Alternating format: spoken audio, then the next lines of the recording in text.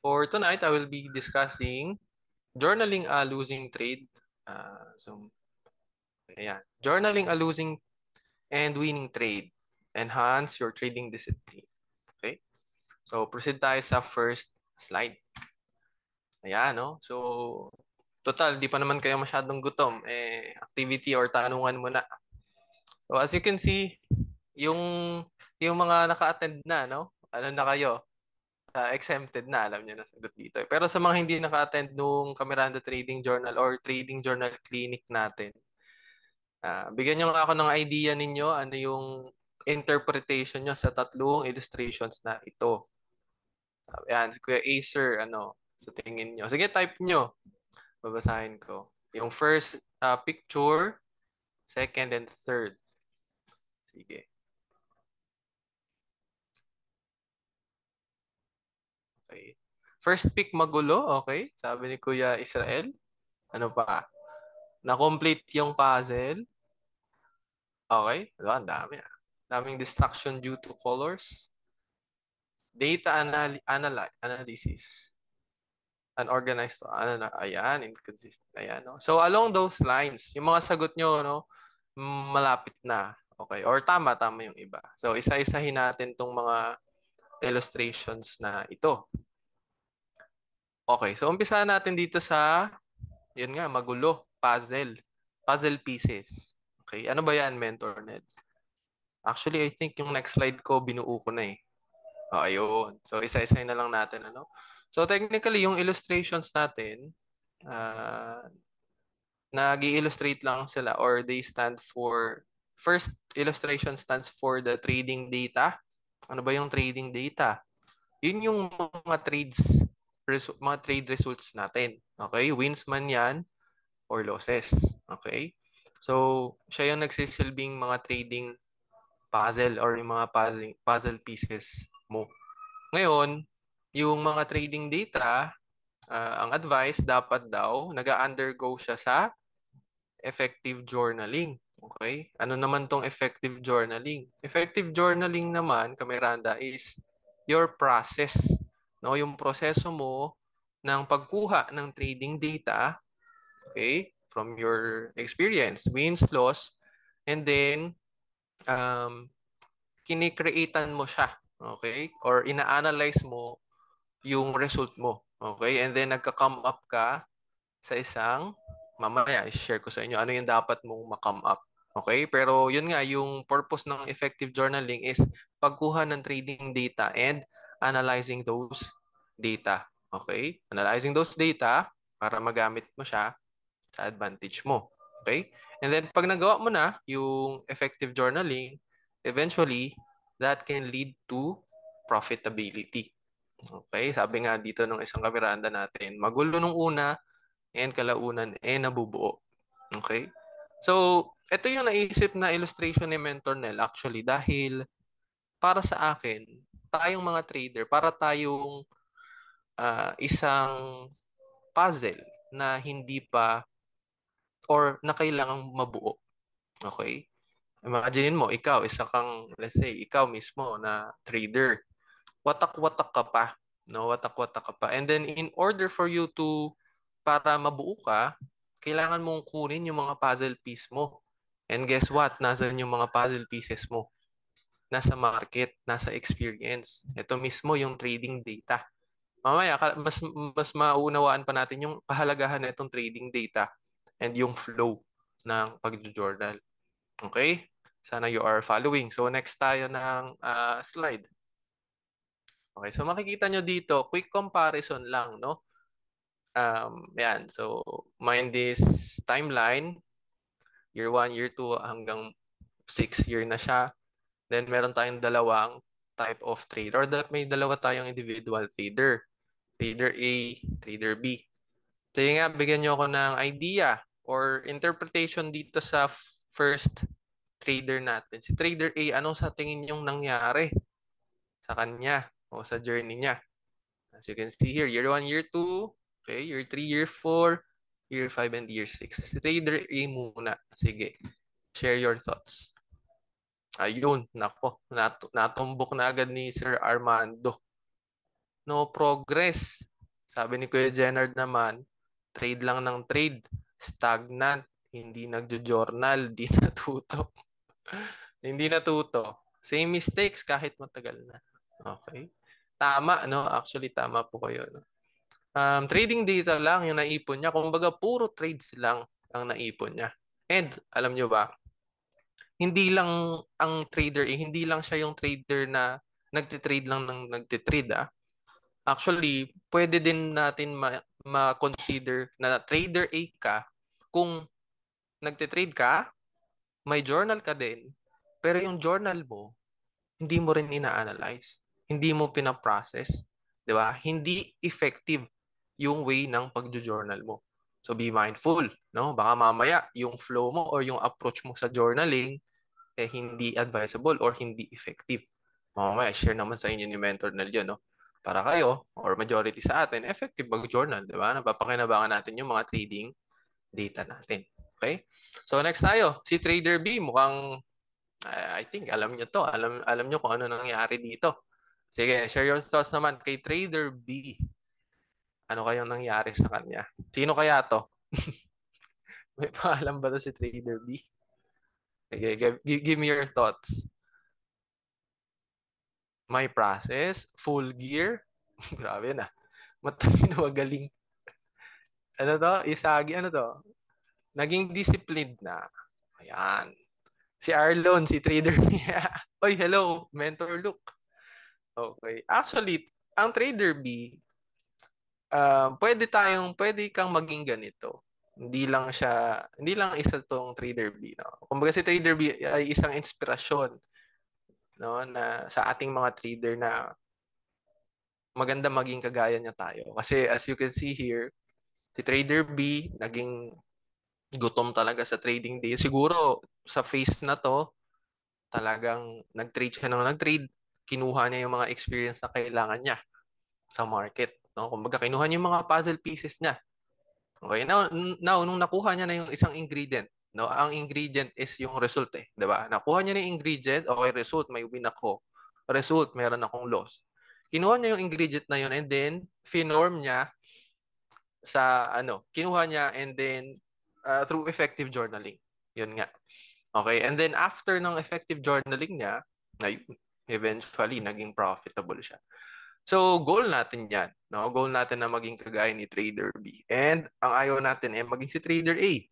Diba? Sino bang may gusto na maging si Trader A? So, hopefully, as we go along or as we deep dive sa ating discussion, eh, talagang mag-sink in sa inyo ang importansya ng pag-journal. Okay? So, sige, next line naman tayo. Oh, ayan. So, ito nga, tama yung, ano nyo, no, yung observation sa dalawang illustration natin. Si Trader A, as you can see here, sabi dito, Trader A's performance has not changed over time. Walang nagbago.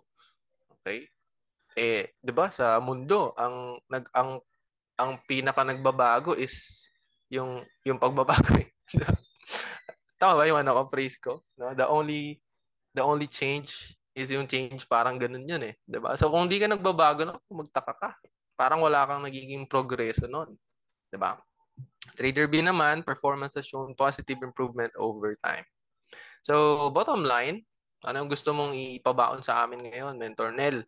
Ano ba yung importansya ng journaling? Okay? Ito, sabi na nga dito, trading data that is not utilized through effective journaling remains useless. Nawawalang halaga yung trade mo, yung effort mo, yung pagpupuyat, no? Pagpupuyat mo, yung pera mo, 'di ba? Pag-aaral mo, and ano pa, can hinder a trader's progress, leading to prolonged stagnation and repetitive cycles of poor performance. No? So, pwede ka palang tumagal, kamiranda, pag hindi ka nagjo-journal ng effective. Okay? Ayaw naman natin nun, di ba? Talagang nag-aaral ka naman, di ba? Tapos, yung way mo pala, hindi advisable, di ba? Hindi naman pala effective. So, at least, ngayon, may new perspective ka na, di ba? So, yun.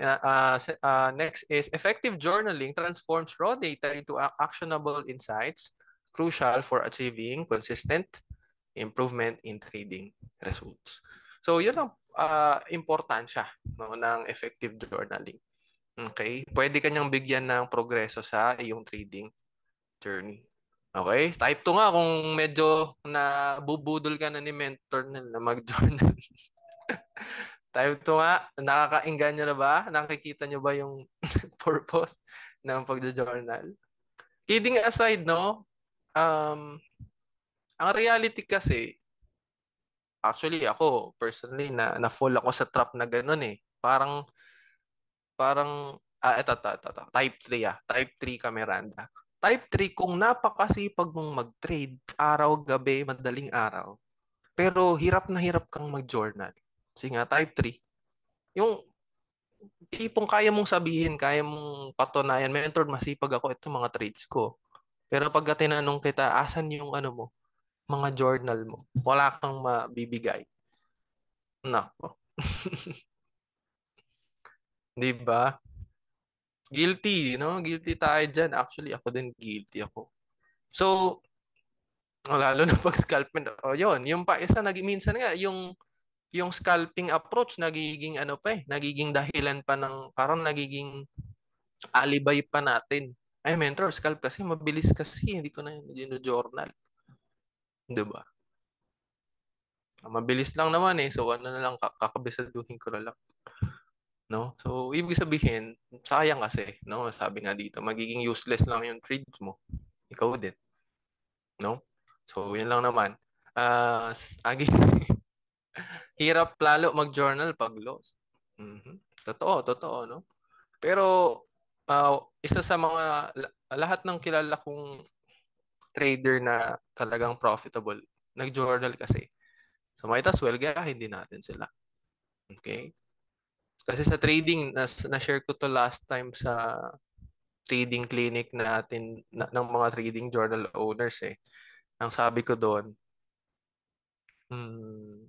sa trading business, although may mga mentors, andito si coach, dito sila mentors, sa trading business, in the end of the day, ikaw yung mag-a-assess sa sarili mo eh. Okay? It is a solo business. Pag ikaw ay natalo, um, ano mo yon? Tawag dito, liable ka doon sa naging talo na yon. Wala kang dapat sisihin kundi sarili mo lang din. Okay? So kailangan magkaroon ka ng feedback sa sarili mo eh.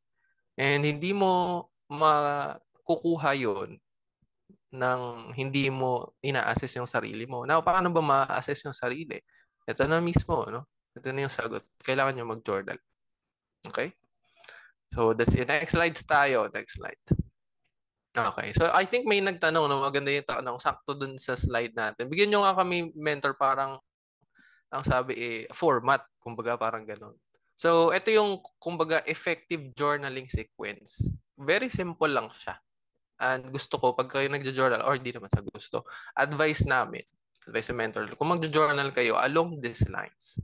Una, pag nakuha mo na yung trading data, wins or loss, i-transform mo siya sa effective journaling. Mamaya, i-discuss natin mabuti. And then after noon, pag nagawa mo na, eventually, you can assume magkakaroon ng positive outcome sa sa trading journey mo. So, sige, next slide tayo para mas malaman natin yung practical tip na.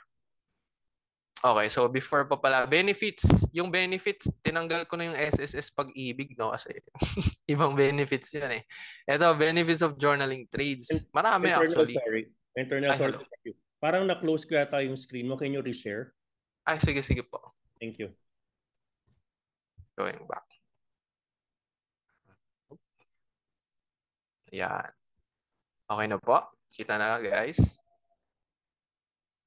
All good. Okay, good. Sige. Going back, yun nga, no? So maraming benefits ang trading. Nilista ko lang yung ilan sa mga significant one. Una, improve discipline. Okay, kailangan mo ng disiplina sa pagjo-journal, Kamiranda. Bakit? Kasi ang totoo, yung iba sinasabi nakakatamad. 'Di ba? Nung nag-uumpisa din kami, nakakatamad. Pero dun sa perspective na pag pala ako nag-trade, eventually mabubuo ko pala yung profitable self ko eh. natatanggal ko na yun, yung katamaran na yun.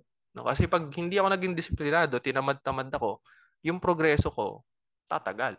Para ka lang nag-college, tapos hindi mo sineseryoso yung mga assignments, task, no? And activities ng iyong prof. 'Di ba?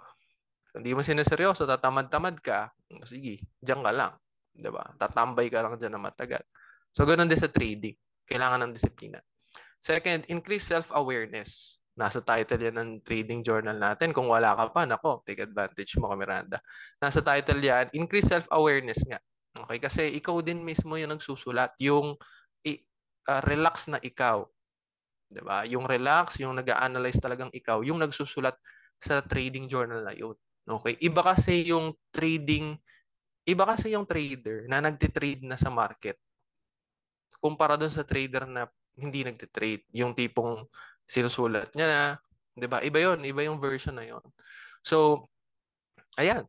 Okay, take advantage nyo yung pag-journal talaga para mas maunawaan mo yung sarili mo.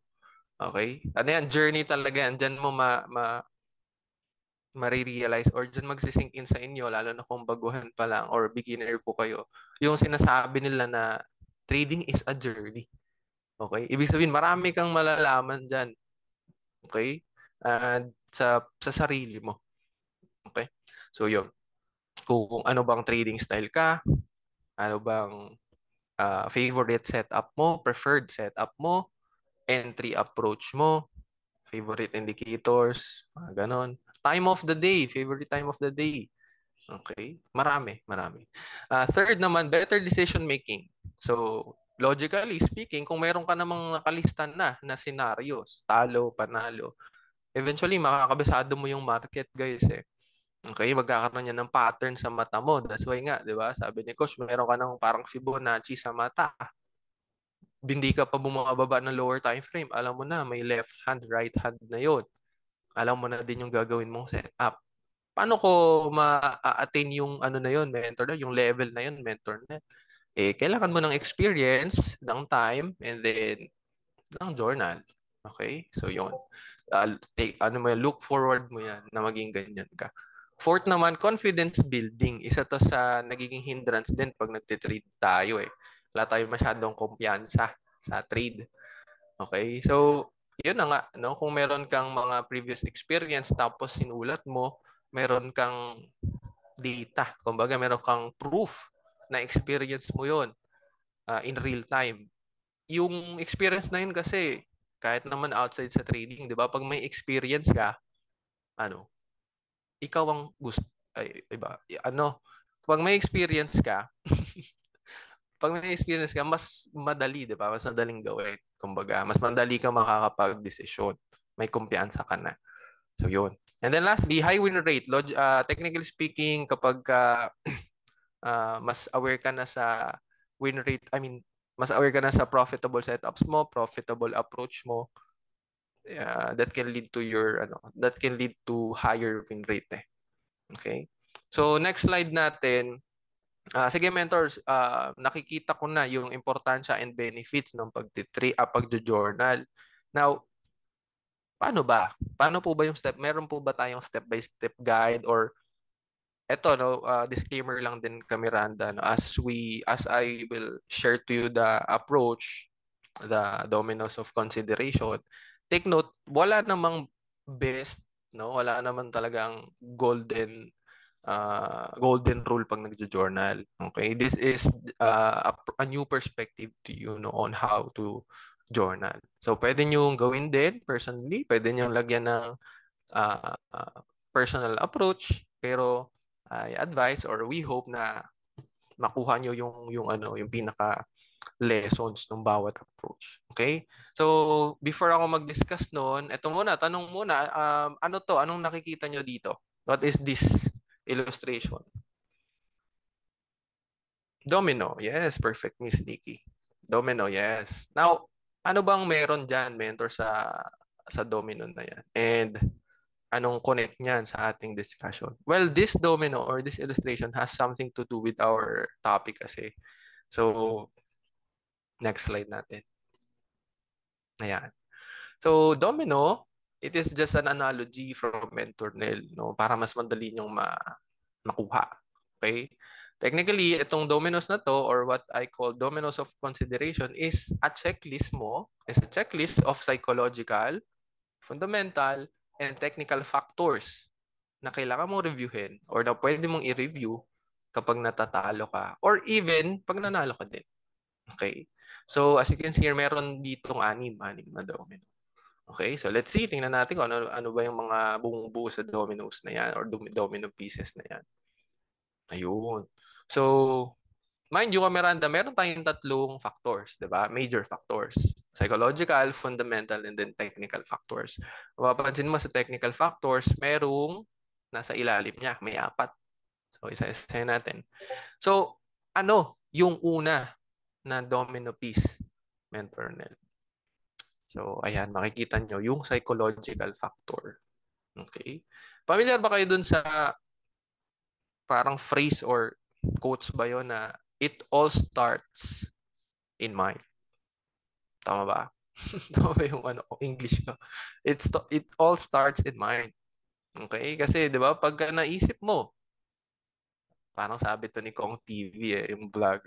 Kapag naisip mo, eventually, yun yung mararamdaman mo, no? Magiging emotion mo yan. And then yung nararamdaman mo, eventually, yun yung gagawin mo. And then yung gagawin mo, pagkalaunan, yun yung magiging reality mo. Di ba? So, yung first domino piece is the psychological factor. So, anong relate niyan, Mentor, sa mga losses and wins ko? So, I want you to assess yourself, Miranda, sa state of mind mo. Yung mindset mo, ngayong nagtitrade ka or pinupursu mo yung trading, may mindset ka ba na get rich quick? Like, nako, kailangan ko mag-trade, kailangan ko matuto kasi ang laki pala ng kitaan doon ah. Eh, gusto kong kumita ng mabilis. Kaya assess mo, baka ganun ka. Ano pa? Nako, may bayarin ako. Or ako na lang inaasahan dito. Mayroong gaganapin, mayroong birthday. No? Or may reregaluhan akong nililigawan ko, wala akong budget. Eh, nadinig ko, mabilis kumita sa trading. May bad sense of urgency. Nako, isa si mentor na guilty dyan dati. Okay? And then, ayun, kasama na dyan yung fear, yung takot, lalo na kung beginner ka pa lang, and then yung doubt, no? Yung kawalan ng kumpiyansa sa setup. So, i-assess mo yung sarili mo ngayon, Miranda, kung yung state of mind mo is neutral lang. Relax ka ba? Okay? Nung natalo ka ba, relax ka ba noon or isa ka sa mga nabanggit natin? Okay? Meron bang guilty dito? Sa tingin nyo ba kung i-assess nyo ngayon, kung nyari, habang nakikinig lang kayo ngayon kay Mentor Nel, tingin nyo ba isa sa naging reason niya na naging or natatalo ka? Type 1 nga din. Pag open ng chart, pipilitin. 'Di ba? Minsan nga, yung tipong nagpapakahirap ka, Mentor, ginawa ko naman lahat. Mentor, ginawa ko naman lahat. Check naman Nag-beginners, intermediate na ako. Sa pool naman lahat ng mga confirmations nyo. Ba't natalo pa din?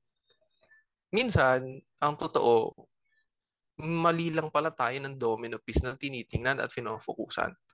No, akala mo, yung panghuling domino piece, say, ito madalas sinisisi, libre na nga lang. Sila MACD, sila CCC, nasisisi pa eh. Sila SNR, di ba? Libre na nga lang sila, nasisisi pa natin. Kidding aside, minsan, hindi naman yun talaga yung first or pinaka-major factor ba't ka natalo ka, Miranda. Minsan meron palang mas nauna talaga. So, yun ang purpose na ito. So, una, yan, check nyo yan. Psychological factor. Second naman, ito, I'm sure madalas na-experience nyo na ding matalo dahil sa FA, no? Fundamental factors. Actually, ito, madali mo itong maiiwasan, Miranda. Paano ba yung approach yan, Mentor? Ang practical approach, kung may FA, lalo na kung talagang madalas yung FA na yun nagkukos ng indecisiveness sa market, better, wag ka na lang mag-trade. Di ba? Pero kung may yung FA na yon, specific na FA na yon, merong positive outcome, especially kung members ka sa ni coach, sa YouTube channel ni coach, no? And talagang nakikinig ka, nanonood ka, updated ka palagi sa mga post ni Coach Miranda, malalaman mo yung mga positive and negative. And marirelate mo siya dun sa bias mo. So, magagamit mo din actually yung FA to your advantage eh. Diba? Nagiging fuel mo siya eh. No? Let's say bias mo long, tapos nadinig mo may pagka ganito, positive to, possible to umangat. Diba? Nagamit mo siyang signal. So yun. Okay? Second naman, itong mga susunod na, under na to ng technical factors, Kameranda. Okay? So, ito na yung madalas na sinisisi eh pag natatalo eh. Okay? So, ano yung una? Ang una talaga, si support and resistance. Okay? Paano i-assess yan, mentor Nel? Try to ask yourself, let's say naglong ka. Whatever setup ang ginamit mo. And then tiningnan mo na din lahat ng mga entry confirmations na alam mo at naaral mo na sa CMM system. Pero kapag yung support mo nag-fail, let's say long, di ba? Kasi maglulong ka lang naman, Kamiranda, kasi in the first place, may tiwala ka dun sa support. Okay? Bukod dun sa mga confirmation, left hand, right hand. Okay? Nagtiwala ka sa support kaya ka nga naglong eh. Hindi ka naman maglulong dyan kung wala ka namang support, 'di ba? So kung hindi mo ganun siya tinitingnan, I want you to assess your approach. So ang pinaka-importante bukod sa setup, the entry confirmations, is yung mismong support and resistance mo. Yung tinutungtungan ng presyo mo bago umangat. Or kung short trader ka naman, yung inuuntugan ng price mo bago potentially bumaba. Okay? Paano i-assess yan? Tanong mo lang yung sarili mo. Strong ba yun, mentor? Strong kaya itong support na to? O kaya naman weak? Okay, so yung criteria, paano malalaman, I'm sure na na-discuss na sa inyo yan ng mga beginners, intermediate, and lalo na kung mentoring, nagpa-mentor ka, madidiscuss yung mabuti. Meron tayong mga criteria kasi dyan. Okay, sunod naman yung market condition. Ang ano naman dito, takeaway naman dito is yung trade mo ba na trinade nasa malinaw na trend? Okay, pagka kasi clear or malinaw yung trend or let's say uptrend and downtrend na malinaw. Kasi trend follower tayo eh, 'di ba? So kung may trend, sabi nga 'di ba, trend is our friend. So kung may trend, uptrend and downtrend ang ibig sabihin noon, madali yung market actually. Medyo magiging madali, mas madali siyang ma-anticipate. Okay, now kapag ang scenario ay consolidation, okay, yan yung medyo hindi natin bate. Okay. Although sabi nga trend is our friend, consolidation trend is not friendly sometimes masyado, di ba? Hindi siya masyadong friendly or hindi siya masyadong madali i-trade. Lalo na kung beginner ka pa lang. Kahit nga pro eh. Kasi nga pag consolidation nagkakaroon ng indecisiveness. Ano ba yung indecisiveness? Pagkalito sa panig ng mga nagbabaylong na trader at sa panig ng mga nagsisell short na trader. So, gusto mo bang sumabay sa ganung merkado, ganung kondisyon ng market? Ayaw natin. Okay, so i-assess mo. Baka yung losses mo dahil lang nag-consolidate, nag-trade ka pa din. Okay? So, yun. And then, ito, siningit ko na lang din yung practical tip or parang trivia sa trading or to anticipate the trend. Normally, pag weekdays ka, Miranda, may ano yan, trending yung market. No? Normally, hindi naman palagi, pero normally. Or may volume, may galaw. Pero pag weekend, parang ngayon, normally din, wala masyado. Pero hindi naman palagi. May mga times na talaga nag-green. I think parang nag-green si Bitcoin ngayon. So, isa to sa mga days na yon na hindi siya, parang wala siyang volume. Pero kadalasan, walang volume masyado. Okay? So, yun. And second to the last, dito na yon. Ito na yung entry confirmation. So, saka mo na i-check. Let's say, mentor, okay naman psychological factor ko. I'm neutral. Walang FA. Okay naman for me yung SNR ko. Maganda din yung trend ko. Check mo to. Saka mo to check yung domino piece na to. Okay? Okay. Umenter ba ako nung may divergence? Baka may price pattern ba ako nakita? May oscillator ba? Nag-confirm ba yung MACD ko? May confirmation candle ba? May volume ba? Saka mo to tignan. Okay? And lastly, risk management. Paano yung risk management? Sino natalo dito? Yung tipong tama naman lahat. Tama naman sana. TP naman po sana. Kaso nauna lang yung SL. Type 1 nga, meron ba? Yung tama naman. Nauna lang yung SL. Di ba? Once this week.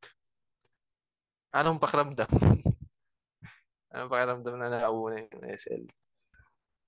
Tama naman eh. No? Hindi pa pinagbigyan eh. Konti na lang. Yung tipong kinalabit pa. Tapos bago sumakto talaga sa TP. So, hinayang pero lesson learned. Ayun, so i-assess mo din yun, no? So, madalas, ang nagiging error natin kasi pagdating sa ganyan is, lalo na sa mga menti ko, no? Mga previous mentees ko, very good na eh. Okay, tama yung bias mo, long yun. Tama din yung setup mo. Kaso talo mentor. Nung ina-assess namin, naku, sa simple placement lang pala ng TP and SL niya.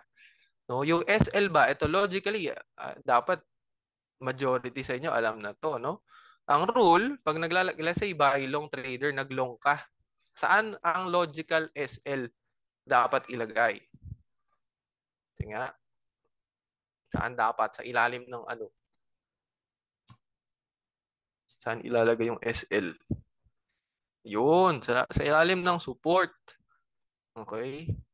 Hindi sa ano lang, kung saan-saan lang. Eh, mentor, hindi kasi sasakto ng 2:1. Oh. Ito yung sinabi ni Mentor Mitch kanina, kung nakikinig kayo. We don't decide. Okay? Yung nadinig nyo na 2:1, that is an advice. Pero, merong tamang approach. 'Di ba? Magto 2:1 ka. Kumbaga, ang sabi ko nga dito sa mga menti ko, kung maglalagay kayo ng risk to reward ratio, si market talaga magde-decide nun. Okay? Sabi nga ni Mentor Mitch kanina, support and resistance mo yung titignan mo. Okay? O dito daw sabi ni market yung logical na TP area. Okay. Okay, nung ina-analyze mo naman dito din sa ilalim ng support yung ang logical SL area. Ngayon, saka mo i-plot yung RRR. Huwag mo munang tignan yung RRR. Then i-assess mo, ay, hindi saktong 2:1. O from there, saka ka mag-decision kung e-enteran mo ba o hindi. Okay, yun na yung last decision factor mo, no? Yun na yun. Pag hindi pasok sa'yo, huwag mo na lang enteran. Pero kung sapol sa ano mo, criteria, 2:1 or more than that, take the trade. Okay? So, yun. So, ilista nyo, no? And I think recorded naman. Oh, yeah, recorded naman to. So, kung gusto nyo din i-screenshot para pagtapos ng session natin, yan. Pagka natalo ka, i-consider mo kagad. Ayan mo na, screenshot mo na. So, yun lang, no? Sana may mga nakukuha. So, proceed na tayo dun sa kaya. So, ayun, no? I'm sure guilty ka dito. Baka naging reaction mo din to, kay Miranda, no? Yung unang picture, pagkalito. Pangalawang picture, pagkabigla. Pangatlo, pagkainis. Pang-apat, ano to? Pagkadismaya. And then yung panghuli, pagkamanhid, namanhid na. So, namanhid na sa talo. Emotionless na, yun, no? Puro talo na lang eh. So, paano ba yan, man? Paano ko ba maiiwasan? Or, let's say, ma-lesen yung mga losses ko. And kung mag-loss man ako, nati-take advantage ko. Hindi ko nasasayang yung talo, puyat, and yung loss na nga ng kapital. So, proceed na tayo sa actual approach. How to journal a losing trade. Ready na ba? Baka gutom na. Type 2 naman. Type 2 kung medyo ano pa. Kaya pa. Kaya pa ba? Gusto nyo pa ba? Kayang-kaya. Nanigas yung okay, sana may nakukuha. Sana may medyo nalilinawan naman kahit pa paano. Gustong-gusto pa, sabi ni Kuya Jenard. Okay, sige, proceed tayo. So, yung ibang mga trades, mag-share si Mentor ng mga trades, loss and wins. And I hope, sana, lalo na sa mga loss, no, may makuha kayong ano doon, lesson. Okay, mag-share ako ng at least tag 2, okay, para, and then ma-take advantage pa natin yung remaining time natin. So, eto. So, i-walk through ko lang muna kayo sa mga losses.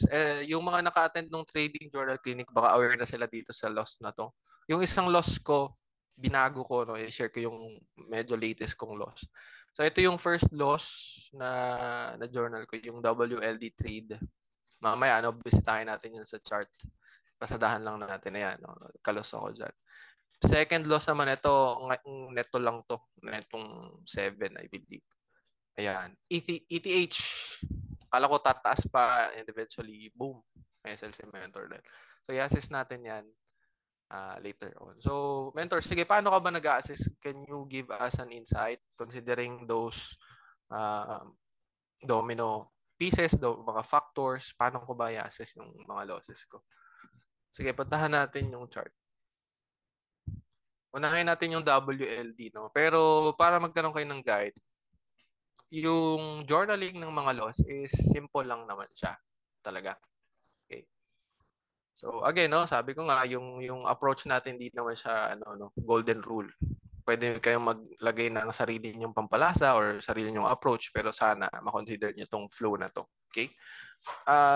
Yung pag-journal ng loss is binubuo lang naman sa dalawang step. Keep it simple lang. Okay?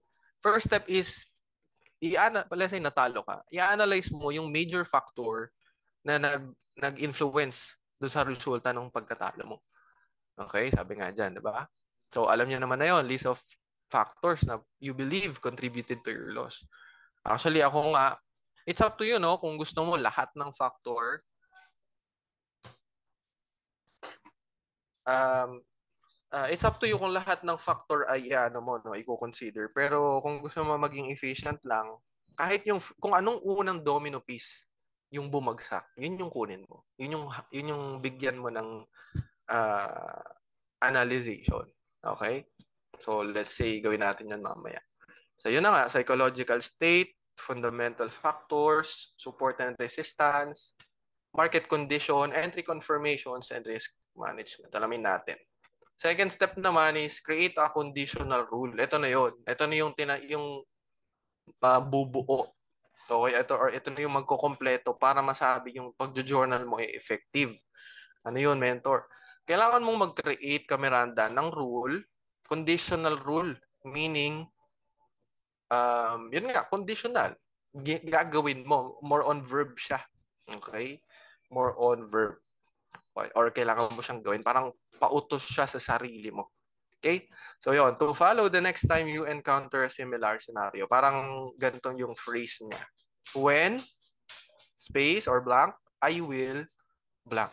Kaya diba? Pag ako ay magte-trade ng ganitong approach, or kapag ako ay nag-analyze ng trade, I will ganito next time.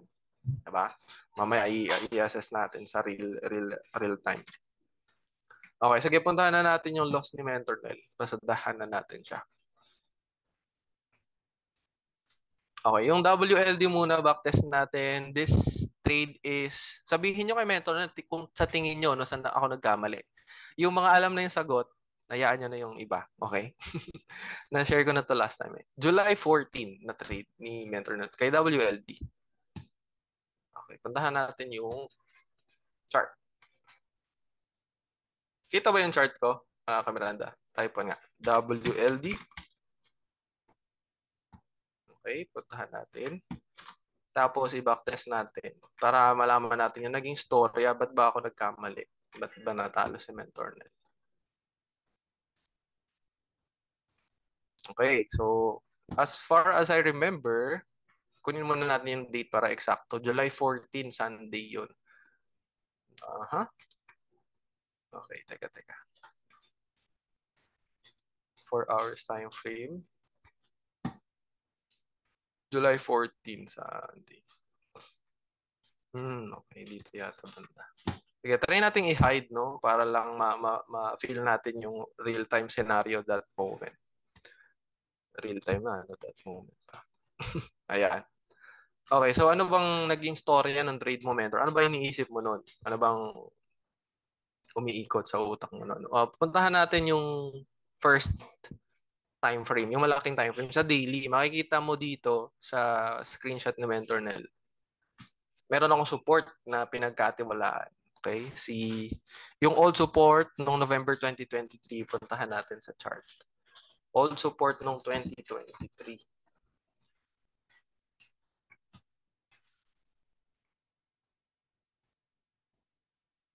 Teka, am I getting the right ano?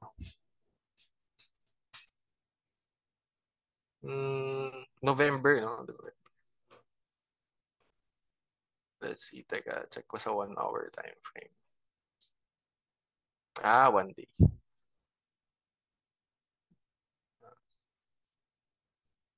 Give a second. Okay, 1 day pala yun. Sorry. This one. Ito nga. Yun. Ayan. So, ito yung support ni Mentornel that time. Di ba? So, iniisip ko that time na eventually, itong support na to, itong pula na to, pwedeng mag-hold. Okay? Dahil, nung binabacktest ko siya, sabi ko, merong mga reaction eh. So, for me, that time, it seems like strong yung support. So, nagtiwala tayo dyan sa support. No? Now, ano pa yung nakita ang signal din ng Metronel? Meron ako nakita reaction ng 2 beses eh. So, naisip ko talagang medyo nakaka-recover yung mga nagbabaylong, mga baylong traders natin. So, makikita nyo dun sa slide na binuo natin or in-screenshot natin. Iniisip ko by this time na aangat. Okay, makita nyo yung ano ko, 'di ba, yung bias ko. Daily bullish signs, try ko maglong. TP ako dun sa recent high. Ito tayo dito sa ayan. Simple lang yung kwento, no? Iniisip ko, magtatalbog to, aangat to, pupunta dito sa recent high. TP tayo doon. Swing trade. Okay, kasi medyo malaki to. Kaya bala ko siya i-swing. Ngayon, pumunta na tayo ngayon sa lower time frame. On this case, nag 1 hour si Mentornel. Okay. So, mga panahon na yon, tingnan natin yung mga naging confirmation ko. Ayan. So, dito sa second slide, ayan, 1 hour. Horizontal breakout. Yun ang ginawa natin, no? Hinintay ko yung breakout ng horizontal. Meron pang H&S pattern. Ayan, makikita nyo nga. Tapos, meron pa siyang MACD cross. Yun. And then, may confirmation pa. Check ko nga. I think ito yun. Dito. But nag-trendline ka ba dyan, mentor? I think oo, pero meron kasi siyang significant dito, 'di ba? So, hindi ko siya pinasok. And I think that time ang naabutan ko na din is ito na, 'di ba? So, wala na rin purpose ng trend line na to. So, yan na 'yon naabutan ko, no? So, ang hinintay ko na lang kasi nga may mga confirmation na ako. Meron na akong direksyon pataas, may confirmation pa, may pattern, I think may right hand din to. Ayun, no, kung alam niyo na yung itsura ng right hand natin. So, medyo bullish na talaga si Mentornet. So, ang ginawa lang natin, hinintay ko lang yung break nung price with confirmation. Ayan, teka. Ayan, kung magiging precise ako, I think dito sa moment na to. Here, yan. And then, nung mentor na ako, saan natin nalagay yung SL? Sabihin nyo, no? Saan ako technically kaya nagkamali? Tapos, targeting this one. Medyo malaki-laki ito kasi nga swing trade ang plan natin eh. And what happened? Tingnan natin yung next slide. Patalo. Talo, no? Pero eventually tama sana ng bias. Sige, any idea? What do you think? Kung ililista natin yung factor, sige, para makita niyo yung flow pagka nag-a-assess tayo. Ganito na gawin nyo. Pwede nyo itong i-screenshot or, screenshot nyo na lang. Itong simple template na to. Yan. Okay? Yan. So makikita nyo dito, simple lang, nilista lang natin doon yung mga factor na pwedeng naka-apekto sa trade or sa loss na yon.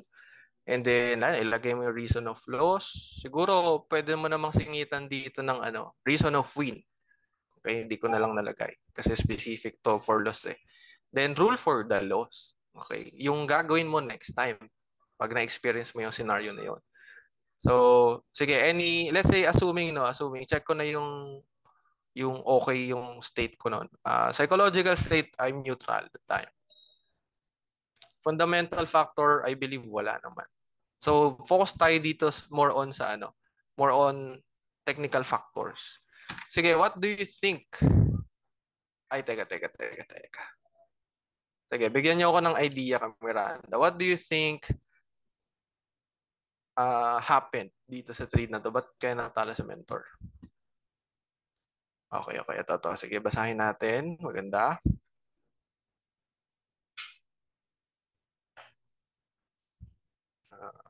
Bakit po hindi... Ay, sorry. Ayun, tight SL. Okay, take note natin yon. Maliit po SL. Tight SL ba? Uy, ganito. Isa-isayin muna natin. Isa-isayin muna natin. Ha? Let's say, assuming psychological state ni Mentornell, okay naman, relax naman. Fundamental factor, okay naman, wala naman yon. So, dito, focus tayo. SNR, support and resistance. Kayo ba, agree ba kayo sa mga support and resistance ni Mentornell? Kung kayo ba, ganito din ba yung kukunin nyo? Tingin nyo ba, may problem ba sa SNR? May na-miss out ba si Mentor? What do you think? Okay, pwede nating i-assess yun, no? Sige, move tayo. Ganun yun, no? Pagka kayo nag-a-assess ng mga loss. Okay. Second one, market condition. Yung trend ba? Or let's say, yung trend ba? No? Na trinidan ni Mentor Nel. Uptrend ba? Downtrend ba? Consolidation ba? Weekdays ba? Weekend ba? May volume ba the time? Or wala? Okay. Keep in mind, dito ako mentor, no? Check nyo kung anong date yan. And anong day. Yan. May sagot pa dito. Ayun. I think actually meron na po akong nakita. Yung una nilang napansin, una niyo napansin yung SL. Kaso pang last domino na yun, no, yung risk management. No? Medyo tight nga yung SL ni Mentor Net. Pero before that, o bukod doon, ang tamang naobserbahan din nila, yun nga yung volume, yung market condition, itong domino na to, domino piece na to, or itong factor na to. Okay, may time po kasing ganyan. May time na makakaligtaan mo. Dapat gawin mo na to sa rule. So, at dito papasok yung journaling opportunity. Sabi nga ni coach, no? Guilty din siya dito eh. Yung walang volume, hindi mo napansin sa kaka-trade mo or sa busy schedule mo na mismo mag-trade na wala sa isip mo, Sunday pala, 'di ba? So, yun, pwede, no? Actually, for me, yun din yung naging reason of loss ko, no? Ilagay natin dito. For me, yun yung naging first domino or major factor na nag-cause ng loss na to. Ano yun, Mentor Nel? Market condition. Nag-trade ng Sunday. Ganun, no? Or gusto nyo ng maikli lang, yun lang. Nag-trade ng Sunday or market condition. Okay? So, rule for the loss.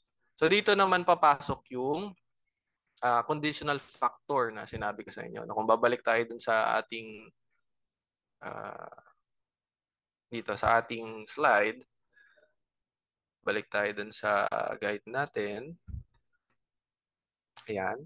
Sabi dito, create ka ng conditional rule to follow next time you encounter a similar scenario. So, yun nga yung phrase na when and I will. So, I think meron na ako dito template. Ayun. Ayun. So, sabi ko doon, ito tayo sa chart na, when trading, okay, when trading a setup, I will consider, or ano sabi ko doon, I will choose to trade on weekdays instead of weekends. Okay, so yun. So yun yung parang pinaka-rule ko na, 'di ba? Or reminder ko next time, no. I will choose to trade on weekdays instead of weekend. So ito yung journal opportunity, pwede nyo itong isulat dun sa trading journal mo. Bakit, mentor? Kasi nga walang volume. Diba? So pag walang volume or Sunday, nagkukos siya ng indecisiveness. Right? So bukod dun sa isang tight SL nga, yun yung naging uh, tawag dito, major factor but na loss. Okay, so yun, sana na nakikita nyo or na kukuha nyo yung flow, no, pag kayo magaganto rin. Okay, magjo-journal din ng mga loss. So I think yung isa, pasadahan ko na lang to. Ito naman, tong ETH naman. So si ETH, neto lang to eh. Ayan, long yung idea naman ni Mentor Nel. So, tahan natin ulit bago tayo pumunta doon sa journaling ng mga wins naman. So, Here, ETH.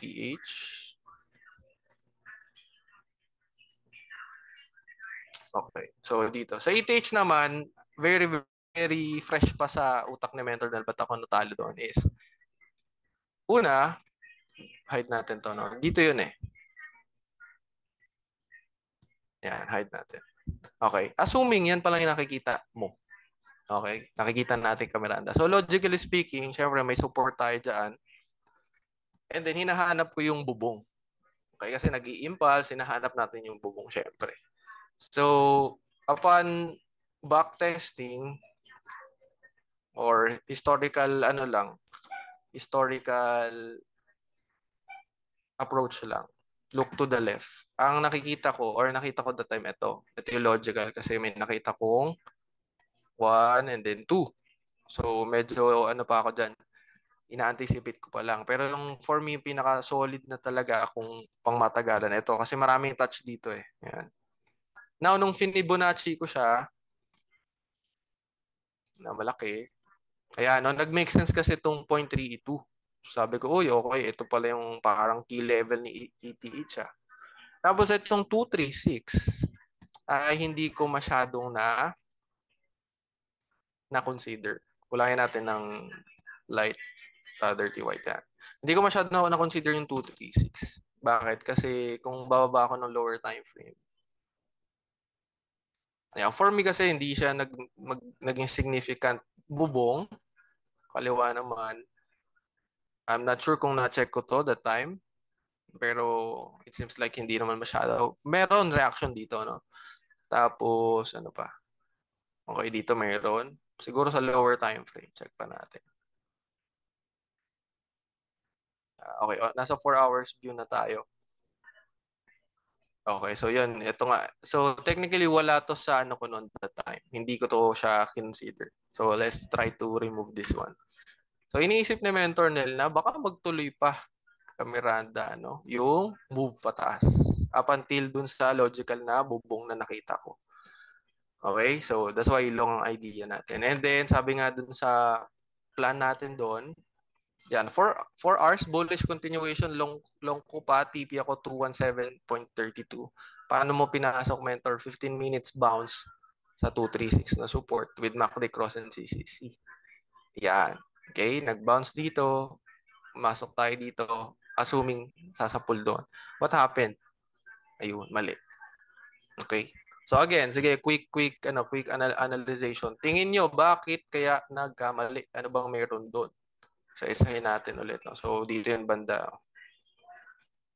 Isa-isahin na ulit natin yung factor. Ayan. Makikita nyo dito yung bounce sa may 236 area. Yung idea ni Mentor nila is gaganto-ganto lang. Boom, boom, boom, boom. Kaganyan. Pero for some reason, may nauntugan siya dyan. That's why nag-loss tayo. So, anong reason? Ulitin natin yung quick guide. Okay. Psychological state, assuming I'm neutral. Factors, wala. FA, wala. S and R. Okay? So, kung bumagsak siya dito, meaning may resistance, di ba? Eh, hindi ko na-consider. Ano ba yon? Check nga natin. Backtest natin. May bubong ka dito. Hindi ko kinonsider. Bakit? Check natin sa kaliwa. Tingnan natin kung marami ding touch or nag-make sense eh. Ayun, no? Di ba? Before natin tingnan yung ibang mga factors. Let's see. Okay, mayroong touch dito. Dito naman wala masyadong significant. Ito lang yung nakita ko. Dati pala siyang resistance before nag-breakout, no? Netong high na to. Mayroon pa ba? Check natin sa ibang time frame. Let's see. Okay. Ayun, no? So, ayun, makikita nyo, meron palang support pala siya dati. Ayan. Sinusuklay siya dati ng price. Ayun. Support ng higher low na to, bubong ng lower high na to. So, ayun. What do you think? Anong nangyari kaya? Ba't bumaba? Simply, dahil dito. Okay. Bumagsak na agad yung idea ni Mentor na hindi siya tumaas kasi technically may na-miss out tayong bubong. So, ano yung opportunity, no? Yung journal opportunity ni Mentor Nel on this approach? Ang journal opportunity ko is, ilista ko muna. Reason of loss, simply SNR talaga. Hindi natin nakita yon. Na blind spot tayo doon. Rule for the loss. So, rule for the loss is interesting. Nilagay ko siya sa notes ko. Pwede nyo din itong i-consider or maganda rin, ma-experience nyo talaga siya. So, simply, ang nabuo kong rule sa kanya is this one. When forming a continuation bias, meaning kung iniisip ko na magtutuloy-tuloy pa yung trade or yung coin pataas or pababa, I'll double check the support and resistance. No? I-double check ko talaga. Actually, triple check pa nga dapat. I-double check, triple check mo talaga yung pinakamalapit na bubong, pinakamalapit na resistance. Kasi mamaya, may strong pala. Okay? May strong palang bubong dyan. Mauuntog yan muna talaga. Okay? Causing the price to pull back. Okay? Sabi nga dito, if they're strong, I'll adjust the bias. Okay? So, yun. Diba? Hindi naman ako maglulong dito kung nakita ko to eh.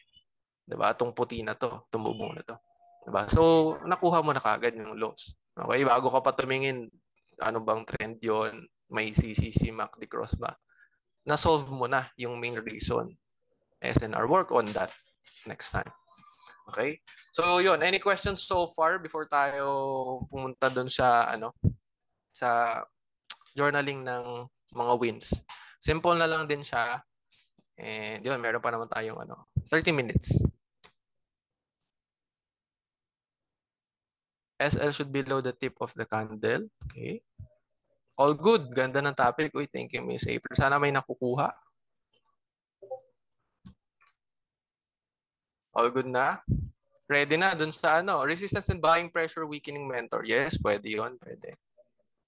Tama, no?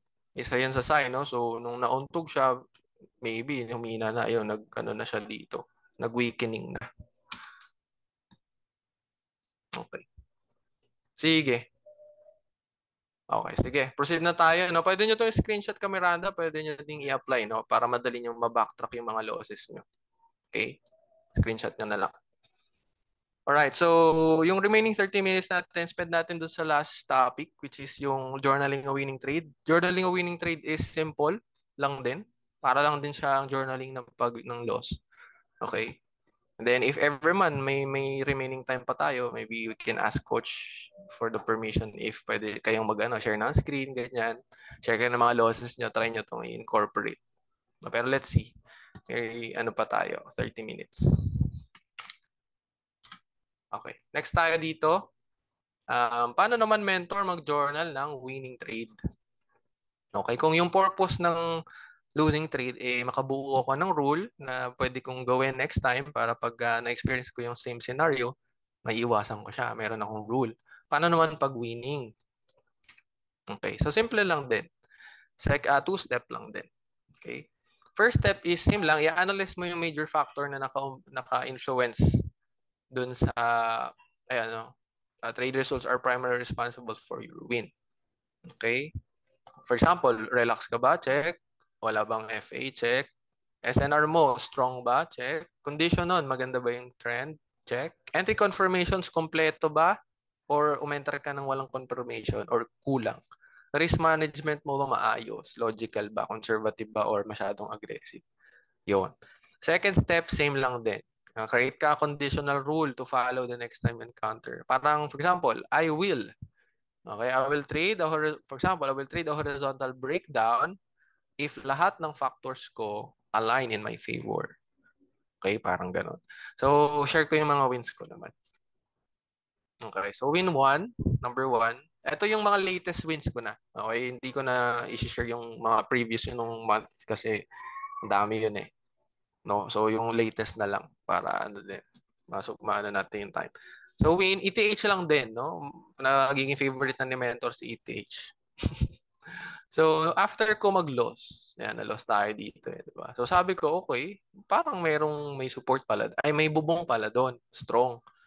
So, nakabuo tayo ng idea na maybe si price on 4 hours time frame, may bearish signal ako nakikita, strong resistance. I decided to look for a sell short opportunity. TP target natin yung 382. Kung pupunta tayo sa real chart, nag-fib lang sa mentor from low to high, nakuha ko itong 382. Paano mo pinasok mentor? Punta tayo dito. Ayan. Makikita mo on 15 minutes, bumaba si mentor Nel. May napala tayong TL, may napala akong trend line. Kinonsider ko na itong mga touches na to, mga buntot. Then may TLSPD siyang nangyari. May left hand yan. Pwede nating bisitahin mamaya sa chart. With MACD cross and CCC. And anong nangyari, mentor? Nanalo ko ba dyan? Yes. Ayan, ang ganda na ito. Alam nyo ba kung kaninong dashboard to? Ganda, ang ganda ng ano niya. Dashboard, no? So, OKX yan. Okay, so yeah, yung ETH, 40% tayo dyan. So, yun. Congrats din kung na-take advantage nyo yan. No? Next,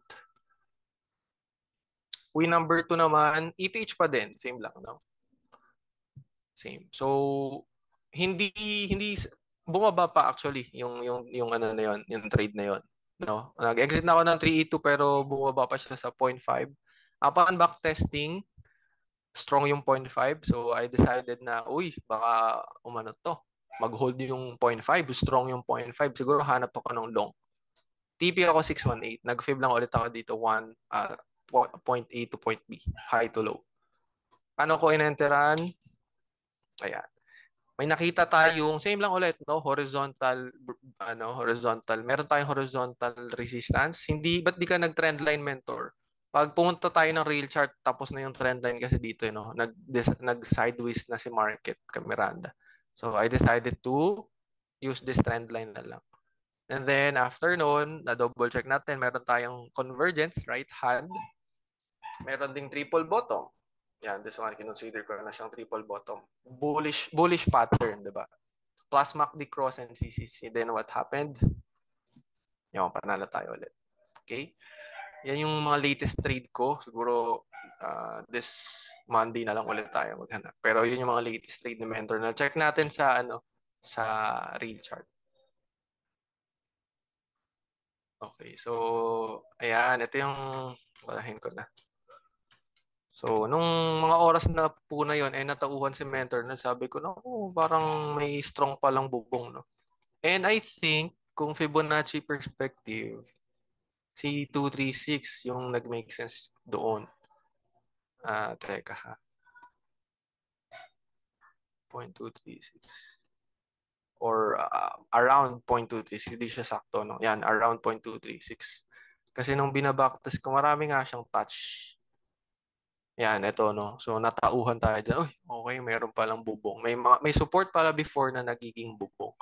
So, inobserbahan natin yung market and talagang tumatambay siya doon.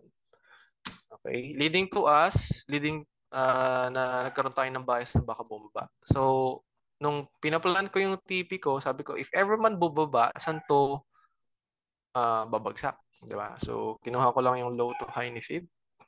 Sabi ko kanina, here to here. Consider lang natin yung 382 kasi check natin. Change natin yung color. Okay, so dilaw yung TP natin, no? Puntahan natin sa kaliwa. Ano bang meron dyan, mentor? Ayan, makikita nyo, di ba? Super daming touch. So, medyo conservative lang si mentor Nel. Baka ako mag-bounce eh. Diyan lang na lang. Okay? So, 4 touches. 3 or more na siya. So, yun. Now, paano pinasukan ni mentor Nel? 15 minutes. Hinanap lang natin yung ating setup.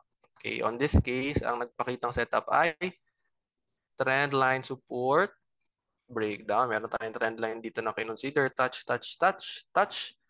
And then, kung makikita nyo, kung naalala nyo yung confirmations natin, by that time, meron ako nakitang malaking sige, kung natatandaan nyo pa to. Anong tawag nyo nga dito? Type nyo nga. Ano yan? Anong signal yan? Yes, LH. Very good. Very good. O, diba? So, ibig sabihin, yung idea ko, sabi ko, idea ko sa 4 hours, bababa eh. Nakakita pa ako ng sign sa 15. Diba? So, nadagdagan yung checklist ko or yung kumpiyansa ko na baka talaga tama, baka bababa talaga. So, what happened? After lang ng ilang oras, nagkaroon na ng confirmation. Yan, makikita nyo na dyan yung ating confirmation candle. And from there, enter na tayo. Okay, targeting this one. So, yung bumaba na siya. Okay. Pero bumaba pa nga eh. Yan. Ito, 0.5 na po to. Okay. So, yun. Yun yung first win. Then, second win yun na nga yung ano na. Ayan, tama. Very good. Hidden left hand. Okay, and then yung second win is ito na, dito na lang din. No? Nung ina-analyze natin, meron pala siyang support na 0.5. Kung mag-fit tayo low to high, yan, meron siya 0.5. So, kinonsider ko na strong siya kasi nga, nakakailang oras na, nandun pa rin siya, sinusuklay niya yung area na yun. Tapos, may parang nai-interpret na tayong mga triple bottom sa kanya. Okay, ganyan. Tapos, sa lower time frame, dito sa 15 minutes, ayan, ito yung sinasabi ni Mentornel kanina sa inyo na may right hand ako nakita. Okay? So, yun, very powerful confirmations. Plus, ito yung sinabi ko din kanina, yung walang trend line, no? Tapos na yung trend line. This one. O, diba? Alam nga naman, pilitin natin ganito, eh, meron naman tayong horizontal, mas maraming touch yun. Diba? Boom, boom, boom. Okay? So, we just waited for the confirmation above the resistance, targeting this 618, high to low. Yan, tinarget natin to. And then after no, nag-set na lang tayo ng risk to reward dito. Actually, binantayan ko talaga to. Medyo gabi na siya. Nag-materialize or nag-activate. And yun, boom, dito banda. And around that area. Yan. Okay? So, yun. Nagtuloy pa ba to? Ayan. Ngayon ko pa lang ulit i-chart sa ETH. Hopefully, may matrade na tayo dyan. Pero any questions so far sa wins naman? Well, winoktro ko lang naman kayo dun sa paano ginawa ni Mentornel. Now, yung pinaka-bottom line, paano naman journal Mentor? Sige, panalo kayo dyan. Nagagawa mo. Ano yung pinaka take away pagka nagjo-journal ng wins? Pag nagjo-journal po naman ng wins, ang gagawin nyo doon, let's say, meron ka nang na-journal, diba? Ilalagay mo yon. Ilalagay mo yung condition natin. Parang dito nga. Balik natin to. This one.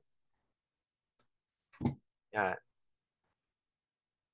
Tapos tanggalin natin reason of flows. Pwede namang hindi mo naman manuhin. Basta gawin mo lang, i-take note mo lang, no? Or pwedeng hindi rule for the win, pwedeng ano na lang, remarks. Okay? Or notes mo, gano'n. So let's say, by this time, relax ako. Walang FA. Strong. Key level yung support. Sorry. Market condition, maayos. Maayos naman, clear. Entry confirmation kompleto.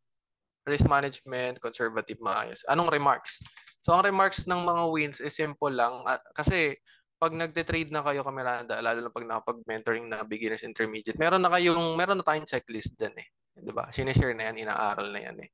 So, kahit hindi mo na siya isa-isayin talaga. Kasi makakabisado mo na yun along the way.